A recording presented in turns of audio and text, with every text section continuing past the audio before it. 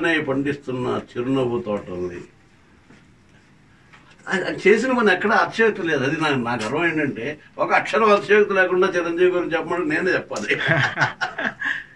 రైతునే పండిస్తున్న చిరునవ్వు తోటల్ని, రాజునే పరిపాలిస్తున్న కోటి గుండెల కోటల్ని. ఆ పాట నాకు సంబంధం లేకుండా నా గురించి ఆయన రాయటం అంటే అది నిజమైన నాకు ఒక గొప్ప గిఫ్ట్ గాను నేను భావిస్తున్నాను. అది ఆయన నుంచి నాకు వచ్చినటువంటి అక్షరాశిస్తుగా నేను దాన్ని తీసుకుని అదొక వండర్ఫుల్ గిఫ్ట్. అలాగే అంజీ సినిమాలో నేనేదో ఆకాశంలో ఒంటరిగా ఉన్నవాడిని కాదు, మనలో ఉండే మామూలు మనిషిని నేను.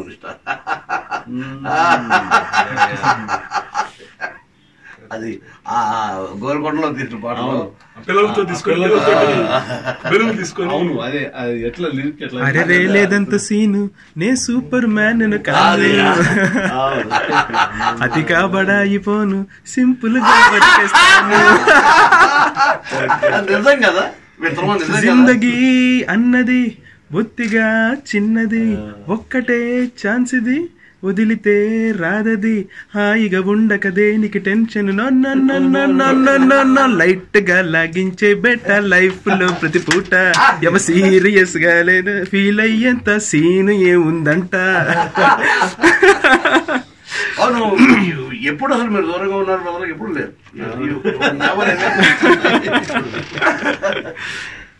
మీకు బాగా ఆయన ఇన్స్పైర్ చేసిన పాటలు అంటే మీ సినిమాలో పాటలు కాకపోయినా కూడా మీకు శాస్త్రి గారి పాటలు కానీ మిమ్మల్ని ఇన్స్పైర్ చేసిన పాటలు?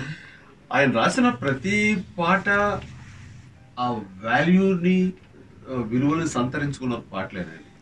సో ఆయన పాటల్లో ఒకటి ఆయన సాహిత్య ప్రతిభ చూపిద్దామని ప్రయత్నం కాకుండా ఆ కథలకు సంబంధించినటువంటివి మాత్రమే చెప్పాలన్న ప్రయత్నంలో అత్యున్నతమైన సాహిత్యాన్ని ఆయన అందించడం అన్నది ఆయన ప్రత్యేకత. అందులో బెస్ట్. అంటే ఉదాహరణకి మా సినిమాకు ఒక పాట రాస్తున్నారు ఆయన. అండ్ యాజ్ ఆఫ్ నౌ చెప్పాలంటే నరసింహారెడ్డి సినిమాలో ఆయన రాసిన 2 పాటలను విన్నాను. ఇంకా 3-4 పాటలు రాయాలి. ఈ 2 పాటలు అత్యద్భుతం. పాట వింటుంటేనే ఒళ్ళు గబ్బురుపాటు పడుస్తుంది, ఇది దృశ్యం చూడకుండా. సో అందులో ఆయన చిరంజీవి ఉన్నాడు కదా అంటూ నా క్యారెక్టర్ని చిరంజీవి అనే పదం వచ్చేలాగా రాస్తే, నిర్మాతగా చరణ్ మన నాన్న గురించి మనమే చెప్పుకోవడం అనేది నాకు ఎందుకో ఇబ్బందిగా అనిపిస్తుంది. అది ఏమైనా మార్చగలరా అంటే, ఆయన నన్ను కుర్రోడు, నన్ను నా మాట కాదన్నాడనే కాకుండా ప్రశంసిస్తూ చరణ్ని అద్భుతం, దీన్ని మించి నేను రాస్తాను అంటే ఛాలెంజ్ గా తీసుకోవడం అనేది ఆయన ఉన్నటువంటి సరస్వతి దీనికి పుట్టుడుగా అసలు ఇంకా ఎంత రాయగలరు ఆయన కాన్ఫిడెన్స్ కానివ్వండి. చిన్న కుర్రవాడు అలాంటి మళ్ళీ మనం స్తుతించుకోవటం, మళ్ళీ మనని పొగుడుకోవటం సమంజసం కాదంటే అతని సంస్కారం అంటూ తన్ని అప్రిషియేట్ చేస్తూ ఆ కుర్రవాడిని భుజం తడుతూ ఇంకొక పర్యాయ పదం కోసం రాసినప్పుడు అత్యద్భుతంగా రాశారు.